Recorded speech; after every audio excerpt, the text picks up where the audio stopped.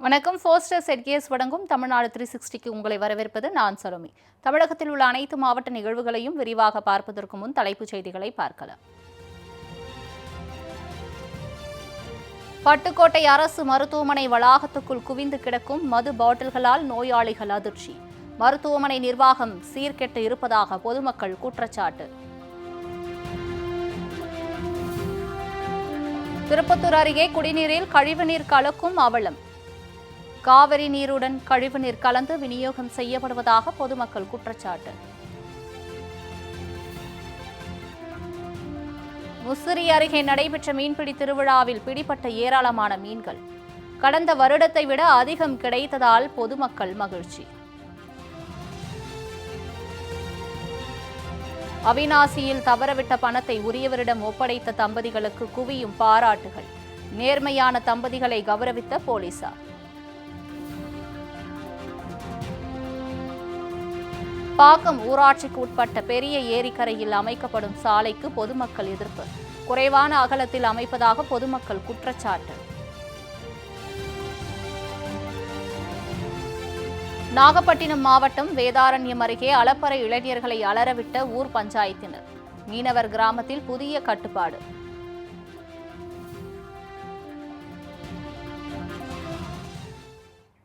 இனி விரிவான செய்திகளை பார்க்கலாம். மருத்துவமனையா மது பிரியர்களின் கூடாரமா என கேட்கும் அளவிற்கு பட்டுக்கோட்டை அரசு மருத்துவமனை வளாகத்துக்குள் மது பாட்டில்கள் காணப்படுவதற்கு சமூக ஆர்வலர்கள் கண்டனம் தெரிவித்துள்ளனர். பட்டுக்கோட்டை அரசு மருத்துவமனையின் அலுவலகத்திற்கு பின்புறம் ஏராளமான உபயோகப்படுத்தப்பட்ட மது பாட்டில்கள் கிடப்பதோடு மருத்துவமனையின் பல பகுதிகளிலும் குப்பைகளும் மருத்துவ கழிவுகளும் நிறைந்து காணப்படுகிறது. மருத்துவமனை நோயாளிகளும் அவர்களுக்கு துணையாக வருபவர்களும் மது அருந்துவிட்டு பாட்டில்களை அங்கு வீசி செல்வதாக கூறப்படும் நிலையில் மருத்துவமனை ஊழியர்களும் இதுபோன்ற செயல்களில் ஈடுபடுவதாக பொதுமக்கள் குற்றம் சாட்டுகின்றனர். இதனால் பல பகுதிகள் சுகாதாரமற்று காணப்படுவதோடு துர்நாற்றம் வீசுவதால் மருத்துவமனை வளாகத்துக்குள் கிடக்கும் மது பாட்டில்கள், வாட்டர் கேன், கப் உள்ளிட்டவற்றை சுத்தம் செய்து நிர்வாகம் உரிய நடவடிக்கை எடுக்க வேண்டும் என கோரிக்கை விடுக்கப்பட்டுள்ளது.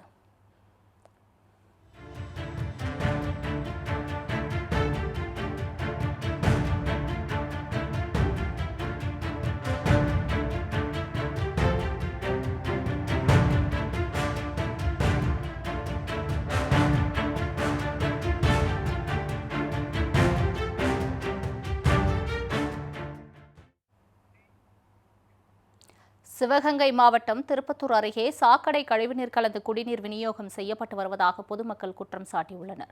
திருப்பத்தூர் வீரபத்திரன் நகரில் வசித்து வரும் 100க்கும் மேற்பட்ட குடும்பங்களுக்கு காவிரி குடிநீர் திட்டத்தின் கீழ் ஒரு நாள் இடைவெளியில் தண்ணீர் விநியோகிக்கப்பட்டு வருகிறது. இந்நிலையில் கடந்த 9 மாதங்களாக காவிரி நீருடன் கழிவுநீர் கலந்து கருப்பு நிறத்தில் வெள்ளை நுரையுடனும் விநியோகம் செய்யப்பட்டு வருவதால் தண்ணீரை விலைக்கு வாங்கி பயன்படுத்தி வருவதாக அப்பகுதி மக்கள் வேதனை தெரிவித்துள்ளனர். சாக்கடையாக வருது, தண்ணி யாரும் இங்கே அதுவும் பார்க்க மாட்டாங்க. சாக்கடையை தெரிஞ்சிருது சீக்குதே ஒரு மேகாலாம் தண்ணி தொகை இங்கே சாம்பார் நீ போகிறது வருது கிலோமீட்டர் மாதிரி இங்கே வருவாங்க, சும்மா பார்ப்பாங்க, பார்த்துட்டு அப்படி ஆக்சிடென்ட் பண்ணி போயிடுவாங்க. அப்போ ஓட்டு போடுவாங்க, வருவாங்க, அன்னைக்கு வந்து க்ளீன் பண்ணுவாங்க. தண்ணி எவ்வளோ தூரம் கம்ப்ளைண்ட் பண்ணிக்க என்னமா சொல்லுங்கள், என்னமா பதில் சொல்கிறாங்க? வருவாங்க, பார்ப்பாங்க, சாக்கடை வருது, நீங்கள் அள்ளி ஊற்றுங்க, அப்புறம் சரியாக வந்துடுவாங்க. யார் அள்ளி ஊற்றுறது? இதுக்காக வேலைக்கு சேர்க்கணும். அதெல்லாம் தண்ணி அங்கே வேணாம், அவங்க தண்ணி போய். மேலும் கடுமையான துர்நாற்றம் வீசி வருவதால் அருகில் நிற்கக்கூட முடியாமல் அவதிக்குள்ளாகி வரும் நிலையில் இதுகுறித்து பேரூராட்சி நிர்வாகத்திடம் பலமுறை புகார் அளித்தும் நடவடிக்கை எடுக்காமல் அலட்சிய போக்குடன் அதிகாரிகள் நடந்து வருவதாக பொதுமக்கள் குற்றம் சாட்டியுள்ளனர். வீரபத்திர நகரில் காவேரி தண்ணி வர்றது 6 மாதத்துக்கு முன்னே ஒரு தான் வருது. அது இப்போ வெறும் சாக்கடைங்க சார். சாக்கடைன்னா முறை அடித்து வரும் பார்த்தீங்களா, அந்த மாதிரி பயங்கர ஸ்பீடில் வரும். அந்த சாக்கடை என்ன பண்ணுறது? அவன் ஆள் பார்த்து என்ன சொல்கிறாங்கன்னா, நீங்கள் கொஞ்சம் நேரம் 1/4 மணி நேரம் திறந்து விடுங்க, அதுக்கப்புறம் தண்ணி வரும். எங்களுக்கு இதான் வேலையா சார்? நாங்கள் வேலை வெட்டிக்கலாம் போக வேண்டாமா? பிள்ளைகளை கிளப்ப வேண்டாமா? சும்மா மழை தண்ணி பெஞ்சால் புழு கலந்து சாச்சி விட்றாங்களே, இந்த சாக்கடை என்ன பண்ணுறது? ஒரு நாள் 2 நாளா இதுதான் பொழப்பாக இருக்குது சார். நாங்கள் தண்ணி வருமானு காத்துக்கிட்டது, சாக்கடையாக வர்றது, திருப்பி ஒரு தொட்டி வந்துடும், திருப்பி மூடி வச்சுட்டு போகிறது. இதுதான் எங்களோட வேலை, டெய்லி இதே வேலை. திருச்சி மாவட்டம் முசிறி அருகே நடைபெற்ற மீன்பிடி திருவிழாவில் ஏராளமானவர்கள் கலந்து கொண்டு மீன்களை பிடித்து மகிழ்ச்சி அடைந்தனர். முசிறி அருகே நெய்வேலி என்ற கிராமத்தில் சுமார் 150 ஏக்கர் பரப்பளவில் அமைந்துள்ள பாசன ஏரியில் நீர் இருப்பு குறைந்த நிலையில் கிராம மக்கள் மீன்பிடி திருவிழா நடத்திட முடிவு செய்தனர். இதனையடுத்து கோமங்கலம், சித்தாம்பூர், வீரமணிப்பட்டி, பேரூர், பொன்னாங்கண்ணிப்பட்டி, தண்டலைப்புத்தூர் உள்ளிட்ட சுமார் 20க்கும் மேற்பட்ட கிராமங்களைச் சேர்ந்த பொதுமக்கள் மீன்பிடி வலைகளுடன் ஏரிக்கரையில் காத்திருந்தனர். இதனைத் தொடர்ந்து கிராமத்தில் அமைந்துள்ள பூனாட்சி அம்மன் கோவிலில் பொதுமக்கள் முக்கியஸ்தர்கள் வழிபாடு நடத்தியதை அடுத்து கிராமத் தலைவர் கொடியசைத்தும் பொதுமக்கள் ஆரவாரத்துடனும் ஏரியில் இறங்கி மீன்களை பிடித்தனர். அப்போது பொதுமக்களின் வலையில் விரால், கெண்டை, மசிரை, கெளுத்தி, சங்கரா, ஜிலேபி, வாளை உள்ளிட்ட பல்வேறு வகையான மீன்கள் கிடைத்த நிலையில் கடந்த வருடத்தை விட அதிகமாகவே மீன்கள் கிடைத்ததாக பொதுமக்கள் மகிழ்ச்சி தெரிவித்தனர். கூடியதெல்லாம் உணர்ந்து வச்சு பிடிச்சிட்டு இருக்காங்க. இது சமத்துவம் நடைபெற்று கொண்டிருக்கிறது. பக்கத்து கிராமத்தில் இருக்காங்க. ஒரு 2 நாளைக்கு முன்னாடியே ஊர் பொதுமக்கள்லாம், ஊர் முக்கியஸ்தெல்லாம் கூடி இன்றைக்கி காலையில் 7 மணிக்கு மீன்பிடி திருவிழா நடத்தலாம்னு சொல்லி பண்ணக்காரெல்லாம் முடிவு பண்ணி காலையில் நடந்துகிட்டு இருக்கு. பல கிராம மக்கள், பெரியவர்கள், சிறியவர்கள், மாணவர்கள் அனைவரும் சேர்ந்து நடந்துட்டு இருக்காங்க. இது சமத்துவமாக நடந்துட்டு இருக்குது. சாதி மதம் பேதமின்றி சமத்துவம் நடந்துட்டு இருக்குது. இந்த ஊர் நல்ல செழிப்பாக இருக்கணும். இந்த ஊர் நல்ல செழிப்பாக இருக்கணும். எட்டுக்கை அம்மன் வந்து வருடம் மழை பெய்யணும். ஊர் மக்கள் செழிப்புமாகவும் சுபிஷமாக வாழணும். வருடம் மீன்பிடித்தல் நடந்து கொண்டிருக்கணும். திருப்பூர் மாவட்டம் அவிநாசியில் பேருந்தில் தவறவிட்ட பணத்தை உரியவரிடம் ஒப்படைத்த தம்பதிக்கு காவல்துறையினர் பாராட்டு தெரிவித்தனர். வடுகபாளையம் கிராமம் காட்டு வளவு பகுதியில் வசிக்கும் பெருமாள், அம்சவேணி தம்பதி கோவைக்கு செல்வதற்காக பேருந்தில் பயணம் செய்துள்ளனர். கருமத்தம்பட்டி பேருந்து நிறுத்தம் தாண்டி பேருந்து செல்கையில் தங்களது இருக்கைக்கு கீழே ஒரு பிளாஸ்டிக் பையில் 40,000 ரூபாய் பணமும் ஒரு வங்கிக் கணக்கு புத்தகமும் இருப்பதை கண்டெடுத்தனர். இதனைத் தொடர்ந்து இருவரும் அவிநாசி காவல் நிலையத்திற்கு சென்று தகவல் அளித்த நிலையில் பேருந்தில் பணத்தை தவறவிட்ட மூதாட்டி கலாமணி வரவழைக்கப்பட்டு போலீசார் தொகையினை ஒப்படைத்தனர். பின்னர் நேர்மையுடன் செயல்பட்ட தம்பதி காவல்துறை சார்பில் சால்வை மற்றும் மாலை அணிவித்து கௌரவிக்கப்பட்டனர்.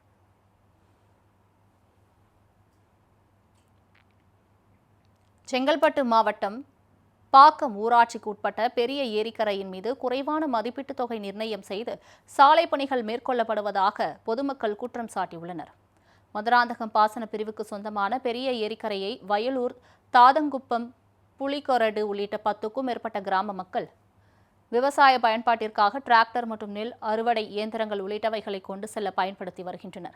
இதனைத் தொடர்ந்து பல ஆண்டுகளாக ஏரிக்கரை மீது தார் சாலை அமைக்க வேண்டும் என இப்பகுதி மக்கள் கோரிக்கை விடுத்திருந்த நிலையில் 10 அடி அகலத்திற்கும் 1500 மீட்டர் நீளத்திற்கும் 49 லட்சம் ரூபாய் மதிப்பீட்டில் சாலை அமைக்கும் பணிகள் துவங்கப்பட்டுள்ளது.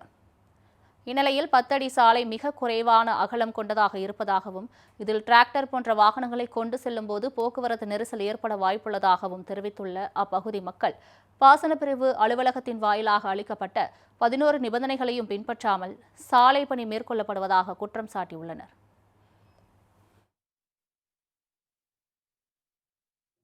பாக்கம் பெரிய ஏரிக்கரை மேல பாத்தீங்கன்னா சாலை போட்டுட்டு இருக்காங்க, தார் ரோடு சாலை. அது பொதுமக்கள் கோரிக்கையை ஏற்று பிடபிள்யூ பாத்தீங்கன்னா என்ஓசி கொடுத்துருக்காங்க. 11 கோரிக்கையின்படி தான் ஏரிக்கரையை போடணுன்ற மாதிரி அவங்க கொடுத்துருக்காங்க. பிடிஓக்கு கொடுத்துருக்காங்க. ஆனா அவங்க இப்ப பாத்தீங்கன்னா 1,90,00,000 போட்டாங்க ஃபர்ஸ்ட் எஸ்டிமேட். 11 கோரிக்கைப்படி செய்யணும்னா 1,90,00,000 போட்டாங்க. அதை இப்ப கேன்சல் பண்ணிட்டு 1,34,00,000 போட்டு இருந்தாங்க. ரெண்டாவது இப்ப அதையும் கேன்சல் பண்ணிட்டு தலைவருடைய சுயலாபத்துக்கு பாத்தீங்கன்னா 49 லட்சத்துல போட்டு வேலை செஞ்சுட்டு இருக்காங்க. இதுல பாத்தீங்கன்னா அவங்க 49 லட்சத்துக்கு போட்ட வேலை இங்க செய்யல. 4.4 மீட்டர் போடணும். இப்ப பாத்தீங்கன்னா 3 மீட்டர் தான் போட்டிருக்காங்க ரோடு. திண்டுக்கல் மாவட்டம் கொடைக்கானலில் உள்ள சுற்றுலா தலங்களுக்கு செல்ல பொதுமக்களுக்கு விதிக்கப்பட்டிருந்த தடை நீக்கப்பட்டுள்ளதாக வனத்துறையினர் தெரிவித்துள்ளனர். சர்வதேச சுற்றுலா தலமான கொடைக்கானலில் உள்ள தூண்பாறை, குணா குகை, ஃபைன் மரக்காடுகள், மோயர் சதுக்கம் மற்றும் பேரிஜம் பகுதிகளில் யானைகள் முகாமிட்டிருந்ததால் கடந்த 3 நாட்களாக அப்பகுதிகளுக்கு செல்ல சுற்றுலா பயணிகளுக்கு வனத்துறையினர் தடை விதித்திருந்தனர். இந்நிலையில் சுற்றுலா தலங்களில் சுற்றித் திரிந்த யானைகள் அடர்ந்த வனப்பகுதிக்குள் சென்றடைந்து உறுதிப்படுத்திய வனத்துறையினர் பொதுமக்களுக்கு விதிக்கப்பட்டிருந்த தடையை நீக்கி உத்தரவிட்டனர். இதனால் சுற்றுலா பயணிகளின் வரத்து அதிகரித்த காரணத்தால் கொடைக்கானல் வாடகை வாகன ஓட்டுநர்கள், சிறு குறு வியாபாரிகள் மகிழ்ச்சி அடைந்துள்ளனர்.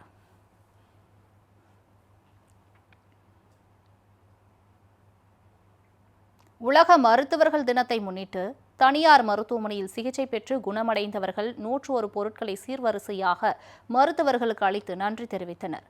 மனிதர்களின் வாழ்க்கையில் மருத்துவர்களுக்கு எப்பொழுதுமே உயர்வான இடம் உண்டு. நேரம் காலம் பார்க்காமல் ஓய்வின்றி உழைக்கக்கூடியவர்கள் மருத்துவர்கள். கொரோனா போன்ற கொள்ளை நோய் காலத்தில் தங்கள் உயிரையும் பொருட்படுத்தாமல் மக்களுக்கு அவர்கள் ஆற்றிய சேவைக்கும் தியாகத்துக்கும் ஈடு எதுவும் இல்லை. அப்படிப்பட்ட தன்னலமற்றவர்களின் தியாகத்தை போற்றி அன்பையும் நன்றியையும் தெரிவிக்கும் நாளாக ஜூலை முதல் நாளை தேசிய மருத்துவர்கள் தினமாக கொண்டாடி வருகிறோம். இந்நிலையில் தஞ்சாவூர் காமாட்சி மருத்துவமனையில் சிகிச்சை பெற்று தற்போது குணமடைந்தவர்கள் ஒன்று சேர்ந்து தங்களது விளைநிலத்தில் விளைந்த நெல், காய்கறிகள், பழங்கள், கரும்புகள், வாழைத்தார் மற்றும் புத்தாடைகள், இனிப்புகள் அடங்கிய சுமார் 101 பொருட்களை சீர்வரிசையாக எடுத்து ஊர்வலமாக வந்து மருத்துவர்களுக்கு அளித்து தங்களது அன்பை வெளிப்படுத்தினர்.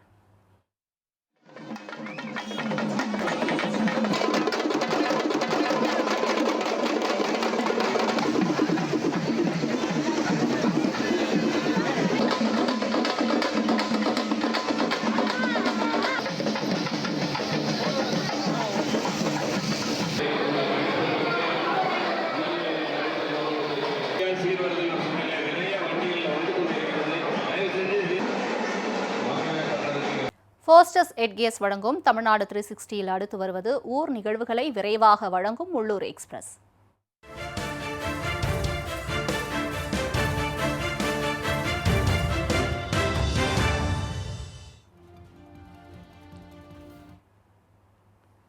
திருவள்ளூர் மாவட்டம் புள்ளரம்பாக்கம் அருகே தொடர்ந்து மின்வெட்டு ஏற்படுவதால் பொதுமக்கள் சாலை மறியல் போராட்டத்தில் ஈடுபட்டனர்.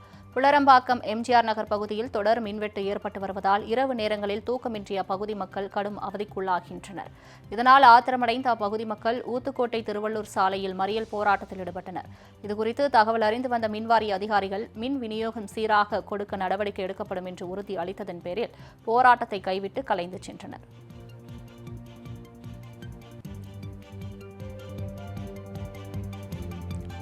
கோவை தொண்டாமுத்தூர் குப்பைப்பாளையம் பகுதியில் விவசாய தோட்டம் அருகே உலாவரும் சிறுத்தையின் சிசிடிவி காட்சி அப்பகுதி மக்களை அச்சத்தில் ஆழ்த்தியுள்ளது.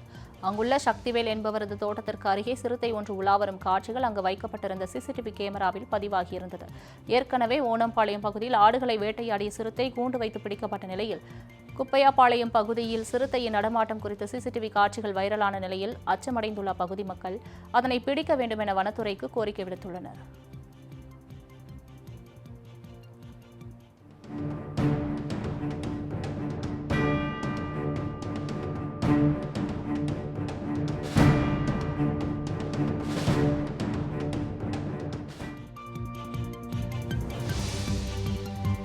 புதுக்கோட்டை மாவட்டம் ஆலங்குடி அருகே பெய்த கனமழை காரணமாக வீட்டின் ஒரு பக்க சுவர் இடிந்து விழுந்து சேதமடைந்தது. ஆலங்காடு ஆதிதிராவிடர் குடியிருப்பு பகுதியைச் சேர்ந்த தர்மலிங்கம் என்பவர் தனது குடும்பத்துடன் ஓட்டு வீட்டில் வசித்து வருகிறார். இந்நிலையில் ஆலங்குடி சுற்றுவட்டார பகுதிகளில் கொட்டி தீர்த்த கனமழையின் காரணமாக தர்மலிங்கம் வீட்டின் ஒரு பக்க சுவர் இடிந்து வெளிப்புறமாக விழுந்த நிலையில் குடும்பத்தினர் அனைவரும் வீட்டிற்கு உள்ளே இருந்ததால் நல்வாய்ப்பாக உயிர் சேதம் தவிர்க்கப்பட்டது.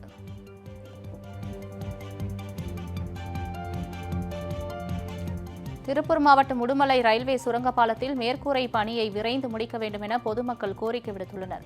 தளி ரோட்டில் அமைந்துள்ள ரயில்வே சுரங்கப்பாலத்தில் மழை காலங்களில் நீர் தேங்கி போக்குவரத்து பாதிக்கப்பட்டது.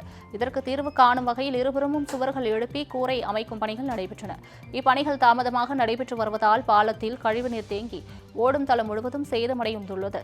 எனவே விரைந்து கூரைகள் அமைத்து ஓடுதளத்தை முழுமையாக புதுப்பிக்க வேண்டும் என பொதுமக்கள் மற்றும் சமூக ஆர்வலர்கள் வலியுறுத்தியுள்ளனர்.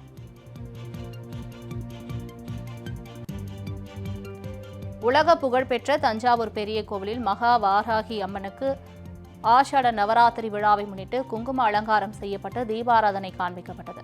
திருவுடையார் திருக்கோவிலில் தனி சன்னதியாக உள்ள மகா வாராகி அம்மனுக்கு ஆண்டுதோறும் ஆஷாட நவராத்திரி விழா வெகு சிறப்பாக கொண்டாடப்படுகிறது. விழாவின் 3ஆம் நாளின் அம்மன் குங்கும அலங்காரத்தில் அருள் பாலித்த நிலையில் பொதுமக்கள் மற்றும் பக்தர்கள் ஏராளமானோர் கலந்து கொண்டு வாராகி அம்மனை வழிபட்டனர். கிருஷ்ணகிரி மாவட்டம் தேன்கனிக்கோட்டை அருகே 2 கன்றுகளை ஈன்ற தாய் பசுவை அப்பகுதி மக்கள் வியப்புடன் பார்த்து செல்கின்றனர்.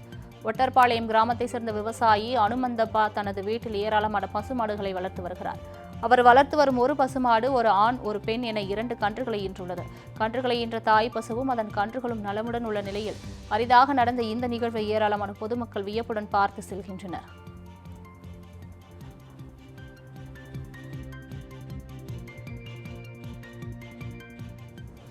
கிருஷ்ணகிரி மாவட்டம் தேன்கனிக்கோட்டை அருகே மின்சாரம் இல்லாமல் ரேஷன் கடை இயங்கி வருவதால் ஊழியர்கள் கடும் அவதிப்படுகின்றனர். தேன்கனிக்கோட்டை அருகே உள்ள அலேநத்தம் கிராமத்தில் கடந்த 5 ஆண்டுகளாக இயங்கி வரும் நியாய விலைக் கடையில் மின்சார கட்டணம் முறையாக செலுத்தாததால் மின்வாரிய அதிகாரிகள் மின் இணைப்பை துண்டித்துவிட்டனர். இதனால் பயோமெட்ரிக் மற்றும் எடை போடும் மெஷின்களை பயன்படுத்த முடியாத நிலை ஏற்பட்டு பொதுமக்கள் மற்றும் கடை ஊழியர்கள் கடும் அவதியடைந்து வருகின்றனர். இதுகுறித்து சம்பந்தப்பட்ட துறை அதிகாரிகள் உரிய நடவடிக்கை எடுக்க வேண்டும் என்று அப்பகுதி மக்கள் கோரிக்கை விடுத்துள்ளனர். ஊர் பொதுமக்கள் சார்பாக பொது விநியோக கடை இல்லாத காரணத்தினால் ஊர் பொதுமக்கள் அனைவரும் ஒன்று கூடி முதலை திரட்டி கட்டிடத்தை கட்டி அரசுக்கு ஒப்படைத்தோம். அதற்கு மின் இணைப்பும் பெற்று தந்தோம். சரியாக மின் இணைப்புக்கான மாத கட்டணத்தை அவர்கள் செலுத்தாத காரணத்தினால் மின்சார ஊழியர்கள் தற்போது வந்து மின் இணைப்பை துண்டித்து மீட்டர் பாக்ஸையும் மின் ஒயர்களையும் கழட்டி சென்றுள்ளார்கள். இதனால் பொதுமக்கள் மிகவும் கடுமையாக பாதிக்கப்பட்டனர். தற்போது அரிசி வாங்க வந்த காரணத்தினால் மக்கள் அனைவரும் வெளியே உட்கார்ந்து அவதிப்பட்டுள்ளார்கள்.